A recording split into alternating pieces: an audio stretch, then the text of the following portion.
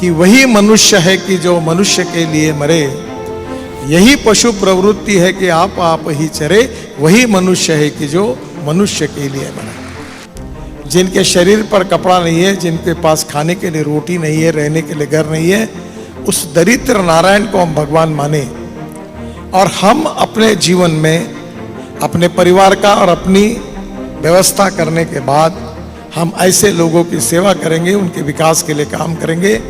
ये राष्ट्र सुखी बने, समृद्ध बने, संपन्न बने, शक्तिशाली बने, ये सुपर इकोनॉमिक पावर बने, ये राष्ट्र के इसमें गांव, गरीब, मजदूर, किसान का कल्याण हो, गरीबी, भूखमरी, बेरोजगारी, महंगाई से समाज को मुक्ति मिले, हम सबको शुद्ध हवा मिलनी चाहिए, प्रदूषण से मुक्ति मिलनी चाहिए। कि हमारे जीवन में शिक्षा का महत्व क्या है।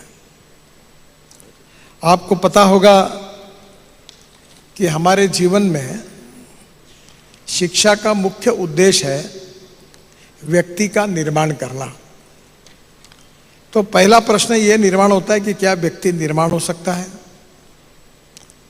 निश्चित रूप से इस प्रश्न का उत्तर यही है कि कोई भी विद्यार्थी, उसको एक अच्छा टीचर मिलेगा, अच्छे माता पिता मिलेंगे, अच्छा नॉलेज मिलेगा, तो उस संस्कारों से अपने जीवन में वो एक समृद्ध संपन्न व्यक्तित्व के रूप में निर्माण होता है।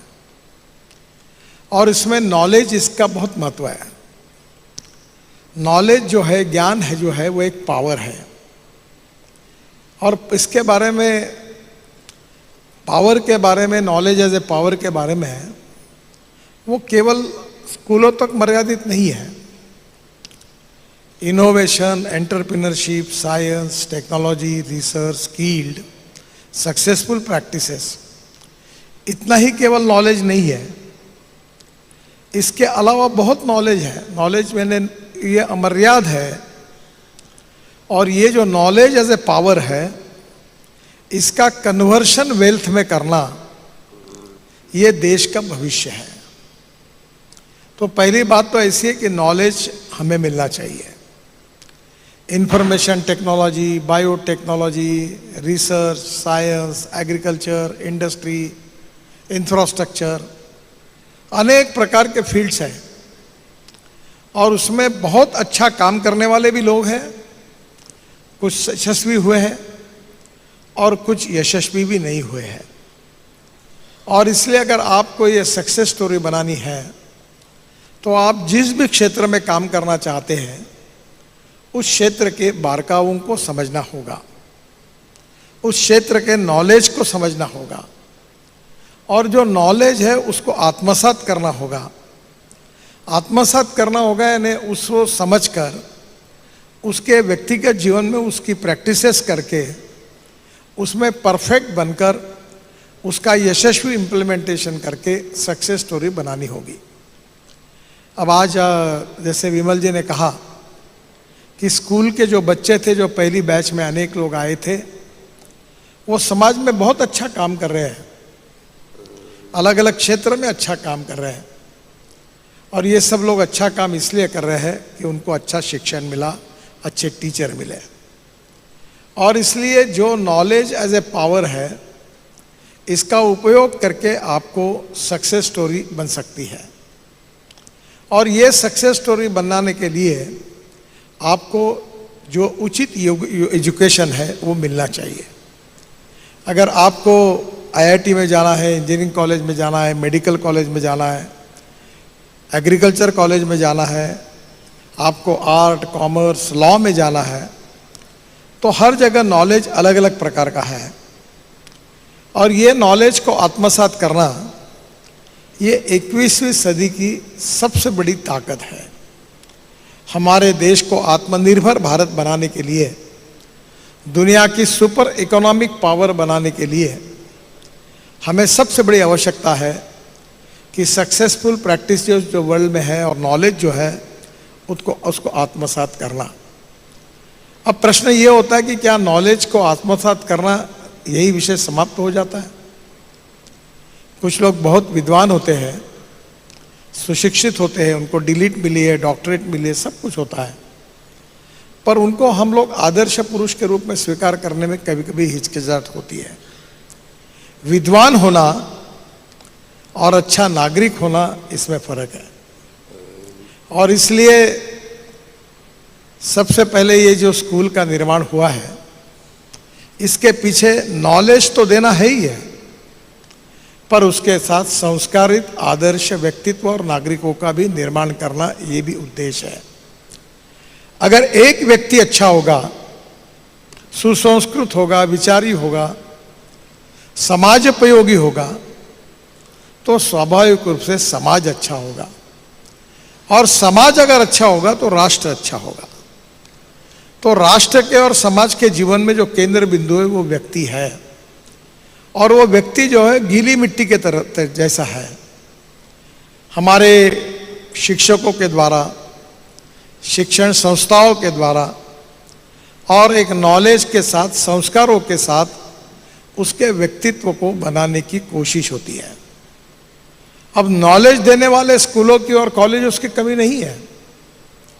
बहुत से स्कूल है, बहुत से कॉलेजेस है, पर केवल नॉलेज तक सिखाना ये परिपूर्णता नहीं है, ये एब्सोल्यूट नहीं है। और इसलिए ये संस्था की स्थापना हुई, तब रज्जू भैया जी ने इसकी स्थापना की। सुदर्शन जी यहाँ आए, केशव सृष्टि उन्होंने इसके लिए जगह दी, और सुरेश जी जैसे संघ के अनेक लोगों ने, विमल जी ने इस संस्था को शिक्षा के साथ साथ संस्कृति और इतिहास और विरासत के मिलने वाले जो संस्कार है वो भी भविष्य के हमारे पीढ़ियों को मिले, इस विचार के द्वारा इसकी स्थापना की। आज का विद्यार्थी ये कल का नहीं, आज का नागरिक है। और अगर देश को आगे ले जाना है तो ये नागरिक कैसे होना चाहिए, इसमें एक बहुत अच्छा उदाहरण है कि डॉक्टर हेडगेवार जी को ये पूछा गया था कि आप ये जो राष्ट्रीय स्वयंसेवक संघ की स्थापना कर रहे हैं, ये क्यों कर रहे हैं? तब उन्होंने बताया कि ये हिंदुस्तान इतना ताकतवान देश है, अनेक राज्य थे उस समय, अनेक राजा थे, पर शक्ति सब होने के बाद में भी कलकत्ता में व्यापार करने के लिए आए अंग्रेजों ने ईस्ट इंडिया कंपनी बनाई, और उनका उद्देश्य व्यापार करने का था। पर वहाँ व्यापार करते करते एक दिन पूरा यूनियन जैक उन्होंने अपने देश पर लहराया, वो अपने देश के मालिक बन गए। उनने कहा ऐसा क्यों हुआ? क्योंकि एक राजा पर जब अंग्रेजों ने आक्रमण किया तो दूसरा राजा उनके मदद के लिए नहीं आया, क्योंकि हम अलग अलग जगह डिवाइड हुए थे, जात के आधार पर, पंथ के आधार पर, धर्म के आधार पर, संप्रदाय के आधार पर हम विभाजित हुए थे, और राजा राजाओं में झगड़े थे। अंग्रेजों ने उसका उपयोग किया, और इसलिए हम पारतंत्र में गए और हमारे देश में अंग्रेजों का शासन आया। तब डॉक्टर साहब ने ऐसा कहा था कि हम ऐसा व्यक्ति बनाएंगे, ऐसी व्यवस्था बनाएंगे कि इसके बाद हमारे राष्ट्र का सामर्थ्य, राष्ट्र की शक्ति अवधित रहेगी। ऐसे संस्कार क्षम भविष्य के नागरिक हम तैयार करेंगे, जो राष्ट्रभक्त है, जो सामाजिक दायित्व समझते हैं, जो मूल्याधिष्ठित जीवन पद्धति को अंगीकार करते हैं, और जिनका जीवन और परिवार, व्यक्तिगत जीवन और परिवार, यह मूल्याधिष्ठित जीवन पद्धति पर आधारित है। ऐसा समाज, ऐसा राष्ट्र हम बनाएंगे। मूल्याधिष्ठित जीवन पद्धति जो है, ये इसका संबंध हमारे संस्कृति के साथ है। रामायण, महाभारत, भगवत गीता, ये हमारी संस्कृति और हमारे विचारों के लिए प्रेरणा देने वाले ग्रंथ हैं, और इन ग्रंथों में सब लिखा हुआ है। जैसे गीता का सार जो है कि जब भगवान श्री कृष्ण ने कहा कि मैं दुर्जनों का नाश करने के लिए और सज्जनों की रक्षा करने के लिए मैंने अवतार लिया है, उसी प्रकार समाज में अच्छे जो है, सज्जन है, उनकी रक्षा करनी है। जो दुष्ट है, दुर्जन है, उस प्रवृत्ति को नष्ट करना है। पर यह कब समझेगा? जब हमारे ऊपर अच्छे संस्कार होंगे, हम सच बोलेंगे, प्रामाणिकता से जीवन जिएंगे, हम किसी भी इसमें जो जीवन मूल्य है, वो आप सबको पता है कि जीवन मूल्य क्या है। पर ये जीवन मूल्य अगर हमारे जीवन में आने चाहिए तो उसके लिए अच्छी शिक्षा संस्था चाहिए, स्कूल चाहिए, अच्छे टीचर्स चाहिए, माता पिता चाहिए और उनके संस्कार चाहिए। एक बुरा व्यक्ति जब अच्छे संस्कारों में जाता है तो वह अच्छा व्यक्ति बनता है, और अच्छे व्यक्ति को जब बुरे व्यक्तियों का सहवास मिल जाता है तो वो बुरा होता है। और इसलिए संस्कारों का महत्व बहुत महत्वपूर्ण है।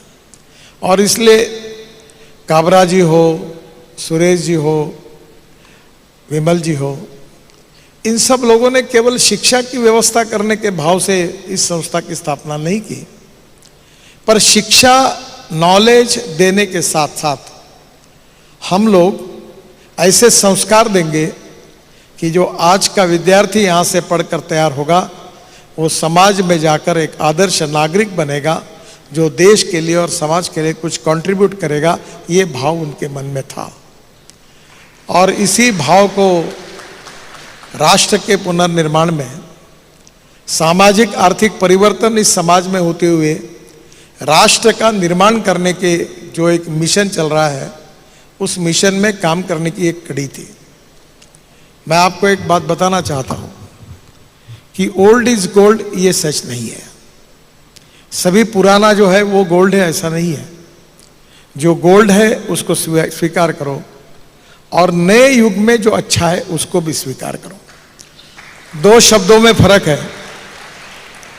अंग्रेजी में दो शब्द है, मॉडर्नाइजेशन एंड वेस्टर्नाइजेशन, पाश्चात्यकरण और आधुनिकरण। पाश्चात्यकरण इसका अर्थ अलग है और आधुनिकरण इसका अर्थ अलग है। हमारा इतिहास, हमारी संस्कृति, हमारी विरासत हमारी शक्ति है। छत्रपति शिवाजी महाराज, महात्मा ज्योतिबा फुले, बाबा साहेब अम्बेडकर, स्वतंत्र वीर सावरकर, विवेकानंद, महात्मा गांधी, इन सब लोगों ने हमें बहुत कुछ सिखाया है। उनके जीवन के समर्पण से हमको काफी नए नए बातों को सीखने का मौका मिला है, और उन सब बातों के आधार पर वर्तमान काल में हमारी ज्ञान, विज्ञान, तंत्र विज्ञान का उपयोग करके इतिहास, संस्कृति और विरासत से मिली हुई मूल्याधिष्ठित जीवन पद्धति और परिवार पद्धति का उपयोग करते हुए अपने व्यक्तिगत जीवन को समृद्ध संपन्न कैसे करें। और अपने व्यक्तिगत जीवन को समृद्ध संपन्न करते समय हमारे संस्कारों से ये भी विचार हमको दिया है कि वही मनुष्य है कि जो मनुष्य के लिए मरे, यही पशु प्रवृत्ति है कि आप ही चरे, वही मनुष्य है कि जो मनुष्य के लिए मरे। हमें संपत्ति चाहिए, हमें सत्ता चाहिए, सब अच्छा ही हमको चाहिए, पर केवल हमारे व्यक्तिगत स्वार्थ के लिए नहीं।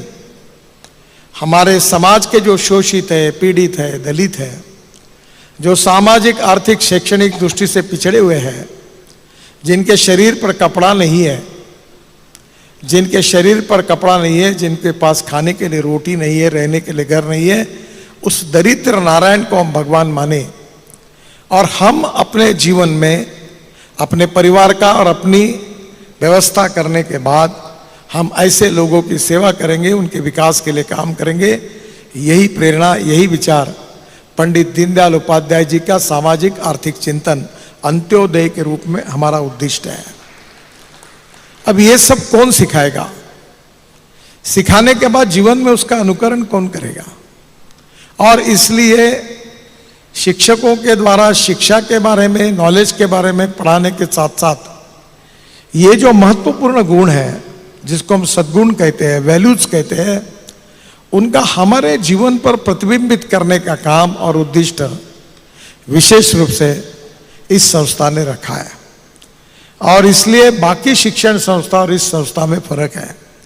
ये एक मिशन है, और एक तरफ इतिहास, संस्कृति और विरासत है, एक तरफ 21वीं सदी का लेटेस्ट नॉलेज है, टेक्नोलॉजी है, इनोवेशन है, रिसर्च है, और दोनों के समन्वय से अच्छे संस्कारों के द्वारा 21वीं सदी का नॉलेज समझने वाला, ज्ञान समझने वाला, और उसके साथ साथ इतिहास, संस्कृति और विरासत से मिले हुए संस्कारों के अनुरूप जीवन में व्यवहार करने वाला नागरिक हमारे समाज में तैयार करेंगे तो सामाजिक आर्थिक परिवर्तन के साथ समाज में गुणात्मक परिवर्तन होगा।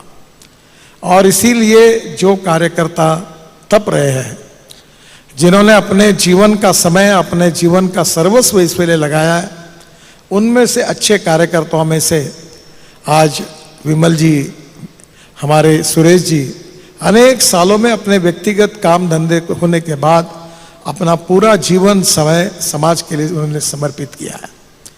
और ये भाव जो है ये केवल समझकर पढ़कर नहीं होगा। तो एक अच्छी बात है जो हमारे मराठी में अच्छी तरह एक कविता लिखी हुई है कि जो ये अच्छा काम करने वाले लोग हैं, छोटे हैं बड़े हैं, हर समय उनसे कुछ सीखने लायक है। तो उन्होंने कहा है कि थोर महात्मे होऊन गेले चरित्र त्यांचे पहा जरा, आपण त्यांच्या समान व्हावे हाच सापडे बोध करा।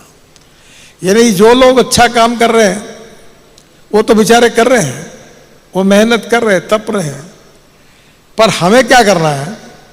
तो उन्होंने अपने जीवन में जिस प्रकार से सामाजिक दायित्व के भाव से, सोशल कॉन्शियसनेस, सोशल रिस्पॉन्सिबिलिटी के साथ समाज की सेवा करने के लिए, समाज को बदलने के लिए, राष्ट्र का पुनर्निर्माण करने के लिए, ये राष्ट्र सुखी बने, समृद्ध बने, संपन्न बने, शक्तिशाली बने, ये सुपर इकोनॉमिक पावर बने, ये राष्ट्र के इसमें गांव, गरीब, मजदूर, किसान का कल्याण हो, गरीबी, भूखमरी, बेरोजगारी, महंगाई से समाज को मुक्ति मिले। और इसी को नए कंसेप्ट में आया है जिसका जिक्र मैं आज विमल जी से कर रहा था कि अभी यूनो ने कहा है, क्या कहा है? Happy human index. भूटान के राजा है, उन्होंने क्या कहा है कि डोमेस्टिक प्रोडक्ट प्रोग्रेस जो है, रोड बनाना, ब्रिज बनाना, पानी, बिजली, ये सब आवश्यक है, पर इसके साथ साथ इससे भी आवश्यक है हैप्पी ह्यूमन इंडेक्स। हम सबको शुद्ध हवा मिलनी चाहिए, प्रदूषण से मुक्ति मिलनी चाहिए। तो प्रदूषण से मुक्ति में आपका उपयोग होगा कि ये जो वेस्ट तैयार होती है, सॉलिड वेस्ट, क्या इसको हम एग्रीगेट जो है उसको सेग्रीगेट करके प्लास्टिक से क्रूड पेट्रोल बना सकते हैं, अब ग्रीन हाइड्रोजन बना सकते हैं। दूषित पानी जो होता है जिसके कारण हमारा इन्वायरमेंट खराब होता है, मैं 7 साल से मेरे कॉन्स्टिट्यूंसी में नागपुर में टॉयलेट का पानी बेच रहा हूं। क्या आप उम्मीद कर सकते कितना पैसा मिल रहा है? हम टॉयलेट का पानी महाराष्ट्र सरकार के कोराडी खापरखेड़ा बिजली जनरेशन उद्योग को देते हैं, जिससे हमारे कारपोरेशन को 300 करोड़ रुपए साल के मिलते हैं। अभी मैंने मथुरा, अब जब मैं मथुरा जाता हूं मुझे बड़ा दुख होता था, इतना गंदा शहर, गंदगी सब तरफ। तो मैंने वाटर रिसोर्सेस मंत्री था, मैं गंगा को शुद्ध कर रहा था, खूब प्रोजेक्ट किए मैंने। तो मैंने मथुरा में एक नया प्रयोग किया, हाइब्रिड एन्यूटी में 80 mld जो गंदा पानी स्लज था मथुरा का, उसको शुद्ध करने का एक प्रोजेक्ट किया हाइब्रिड एन्यूटी में। 40% भारत सरकार ने दिए, 60% एक त्रिवेणी इंजीनियरिंग करके उद्योग है, उन्होंने टेंडर जीता, उन्होंने लगाए और उन्होंने वो 80 mld स्लज से पानी शुद्ध किया जो मथुरा की गंदगी थी। और जो शुद्ध पानी था वो मथुरा के रेलवे लाइन के बाजू में इंडियन ऑयल की रिफाइनरी है, उसको उन्होंने दे दिया और उन्हें 20 करोड़ रुपए वो साल के देते हैं। और इसी को मैंने कहा waste to wealth, knowledge to wealth and waste to wealth. No material is waste, no person is waste, it is depending upon the appropriate technology, it is depending upon the appropriate vision of the leadership, you can change waste into wealth.